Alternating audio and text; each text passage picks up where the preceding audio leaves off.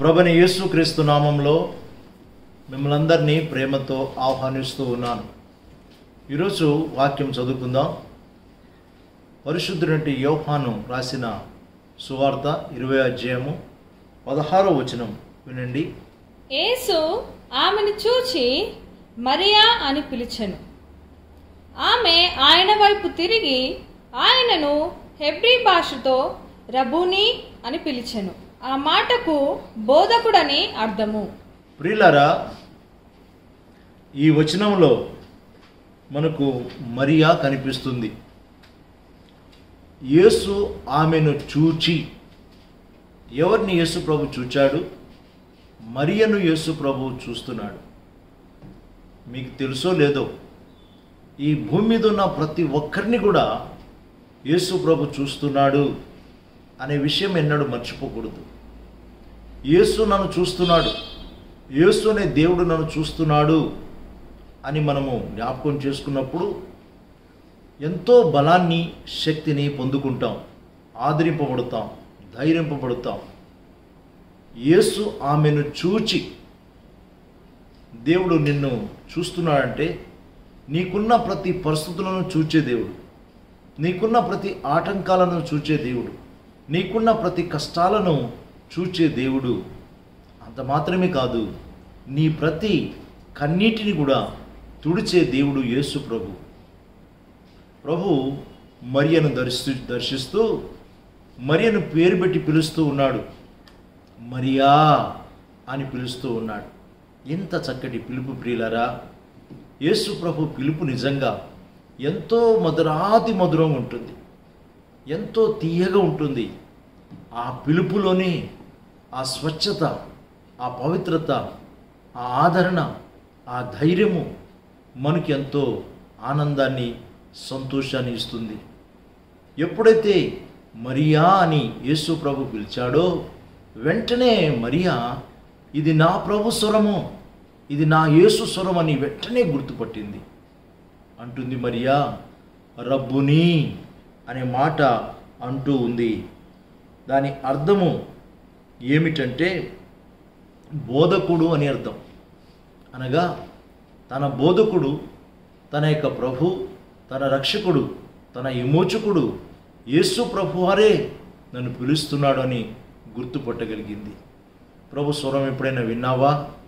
ప్రభు ఒకేలా నిన్ను పిలిస్తే ఇది నా ప్రభు స్వరము అని ఎప్పుడైనా ఆలోచిస్తావా? ఏమో, ఈరోజైనా ప్రియ ప్రభు నిన్ను ఈ వచనం ద్వారా పిలుస్తున్నాడు, నా ప్రభు స్వరం నేను వింటున్నాను అని అనుకుంటే నువ్వు చాలా దీవించబడతావు. ఇంతకీ ఈ మరియా ఎవరు? ఈ మరియా మగ్దలేని మరియా. మగ్దలేని మరియకు 1, 2, 3 కాదు, 7 దయ్యాలు పట్టుకున్నాయి. 7 దయ్యాలు పట్టుకున్నాయంటే ఆమె పరిస్థితి ఎలా ఉండి ఉండొచ్చు ప్రియులారా? ఒక దయ్యం పట్టుకుంటూనే ఇల్లు పీకి పందిరేస్తామే, 2 దయ్యాలు మన ఇంట్లోకి వచ్చాయంటే ఇక మనం ఆగమక్కడ. కానీ 1 కాదు, 2 కాదు, 7 దయ్యాలు. సంతోషం లేదు, నెమ్మది లేదు, శాంతి లేదు. ఎంత విరక్తి చెందిందో తన జీవితం పట్ల. యేసు ప్రభువును ఆమె నమ్ముకుంది, విశ్వసించింది. తన విశ్వాసాన్ని బట్టి ప్రభు ఆమెలో ఉన్న ప్రతి విధమైన దురాత్మ శక్తులను, అపవాది శక్తులను గద్దించాడు. ఆ 7 దయ్యాల నుండి విడుదలనిచ్చాడు. ఇప్పుడు యేసు అంటే ఆమెకు చాలా ఇష్టం, చాలా ప్రేమ. యేసు ప్రభు లేకుండా నేను బ్రతకలేను, ఈ యేసు ఎక్కడ ఉన్నాడు అని పెందల కడని లేచి యేసు ప్రభును సమాధి చేసిన ఆ సమాధి ఎద్దుకు వచ్చింది. ఇంకా చీకటిగా ఉండగానే పరుగు పరుగున వస్తూ ఏడుస్తూ ఉంది, అడుగుతూ ఉంది, నా ప్రభు కనిపించాడా, నా ప్రభువును ఎవరైనా ఎత్తుకొని పోయారా అని అడుగుతూ ఉంది. యోహాను సువార్త 20వ అధ్యాయం 18వ వచనంలో చూస్తే, మగ్దలేని మరియా వచ్చి, నేను ప్రభువును చూచి తిని ఆయన నాతో ఈ మాటలు చెప్పినని శిష్యులకు తెలియజేసింది. ఎంత గొప్ప ధన్యత ప్రియులారా! యేసు ప్రభు పునరుత్థానపు శక్తి, మరణాన్ని జయించి తిరిగి లేచినప్పుడు ఆ శక్తితో మొట్టమొదట ఈ భూమి మీద ప్రత్యక్షమైంది, మాట్లాడింది ఎవరితో అంటే మగ్దలేని మరియతో. ఆ మరియా వెళ్ళి యేసు ప్రభు శిష్యులతో చెప్తా ఉంది, నేను ప్రభువును చూచాను, ప్రభు నాతో మాట్లాడాడు. ప్రియులారా, మరియా ప్రభును చూడడానికి, ఈ సాక్ష్యం చెప్పడానికి కారణం ఏమిటంటారు? ఒకే ఒక కారణం, ఆమె ప్రభును వెతుక్కుంటూ వెళ్ళింది, వెతుకుతూ వచ్చింది.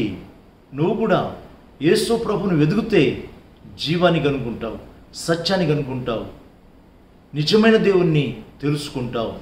ఈరోజైనా యేసు ప్రభు నిజమైన దేవుడని, సత్యమైన దేవుడని తెలుసుకోగలిగితే నువ్వు ధన్యుడవుతావు, దీవించబడతావు.